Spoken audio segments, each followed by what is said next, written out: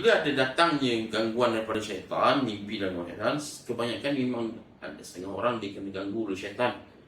Tapi dalam Nabi SAW menyebut, apabila kamu mimpi benda yang buruk, kamu bangun, ludah sebelah kiri kamu 3 kali. Kemudian solat. Macam mana yang ludah tu?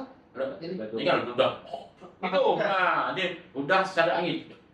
Oh, buat syarat. Cara belah kiri dengan belah kanan. Belah kanan nanti kena malaikat belah kanan pula. Kan dan apa cerita Piramli.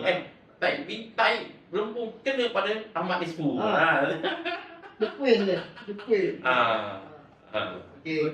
Maksudnya kita kalau mimpi tu yang buruk tadi, Yang buruk tu dari syaitan dan perlu cerita kepada orang yang amanah sahaja.